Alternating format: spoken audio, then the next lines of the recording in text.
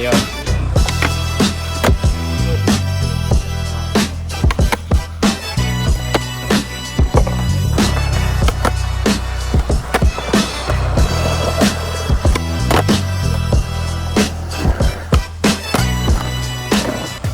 Tak jsme dorazili s týpkama na stromovku, na skateparčík, dáme session na rozježděnou asi Game of Skate, takže vidíme no.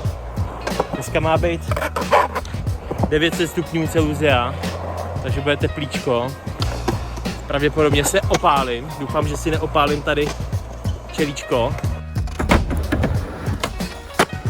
Gameu jsem nevyhrál, vyhrála Omladina, překvapivě. Zkusím dneska pohodit na tomhle railu halfka boardslide. Schválně si ho přejedu celý a tento zkusit. Ale jako raily už mi moc nejdou, bojím se toho, hrozně mi to klouže. Ale první pokus, ale jsem se no, bojím se na to naskočit, ale teď jdu naskočit. Zase jsem se lek, tak teď už ale vážně. Naskočím, slidnu, odjedu. Jde. Já už jsem tam byl, píchli mě záda, takže teď už to půjde. Už to půjde. Už jsem nasadil, takže teď už jenom balancovat. A zdá se mi, že to moc nejde, ale ještě to zkusíme bez vosku a když tak na vosku.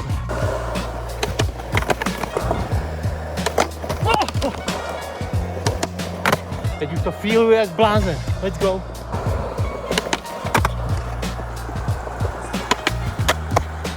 Jak jsem ho zjistil, ne?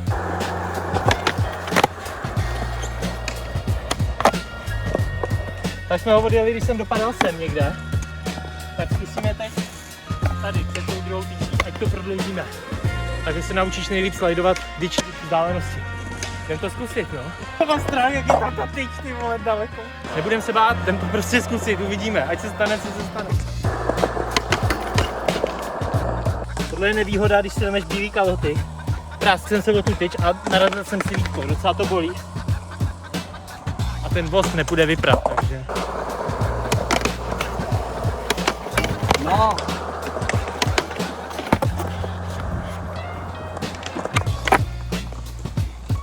Tak jo, druhá vzdálenost. Zkusíme třetí. Tak to bylo někdo tady. Tak to zkusíme tady. Pak už nebude moc chybět, jo. Takže přes půlku railu, to už bude těžší, musím víc vyvažovat. A to je právě to, co mi moc nejde. Ale zatím v pohodě, tak uvidíme, jdeme. No. Jsem úplně railovej typ a je to vidět, no. Jako on ten trik těžký sám o sobě není, ale prostě už mám takový vnitřní strachy, který musím překonat. A nemám úplně nejlepší rovnováhu, takže je to prostě výzva pro mě. Jdeme na to.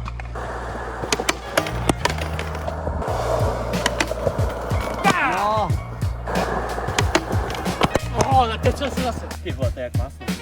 To si zabiju. A vždycky, když tu překážku si navoskuješ, tak mám úplně vždycky znova nový strach. Zase jakoby, že jsem to navázal, nevím, jak to bude reagovat, víc, takže to bude klouzat víc. Bojím se podjezdu. To je vždycky jak od znova, když to jdeš zkoušet. Napiš do komentů, jestli to máš stejně. Krátkou pauzu dám. Je moc velký horko. Krátká pauzička. Týpek má tady stejnou desku jak já. Najďa, jak se jmenuješ? Zlat. Zlat? Jo. Akorát jí má víc oslajdovanou, já mám málo, protože neslajduju.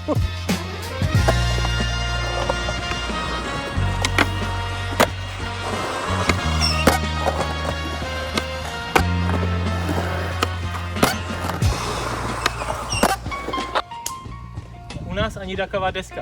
Одинаково. Ani dakava. Ne. Jo? Одинаковая. Одинakavaja? Jo. Одинаковая.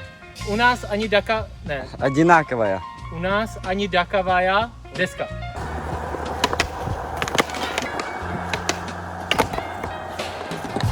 Špatnej. Tam lepší. Asi hrozné.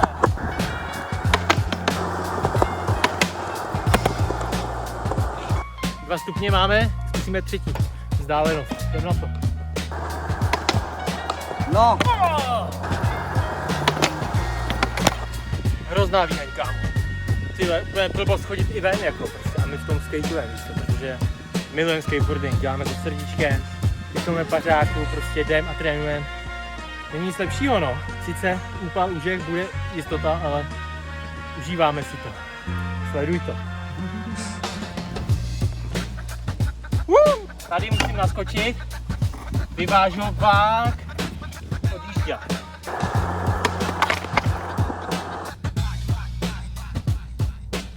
A tohle byl moment, kdy se kamera omylem přepla na slow motion.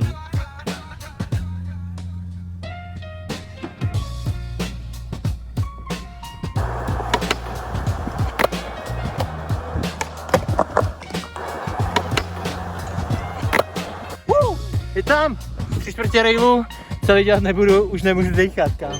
Proč je špatný záběr? Ospravedlni se. Jak se to mohlo stát? Důkaz, že to byla dřina. Tak jo, dneska máme hotovo. Dal jsem 3/4 railu, týpek mi to nenatočil nic moc, protože jsem přepla kamera, nevšiml si toho. Ale za mě dobrý 3/4 úspěch. Slidoval jsem jak za mladá. Jestli jsi ještě nebyl na skateparku na Stromovce, určitě stojí za to.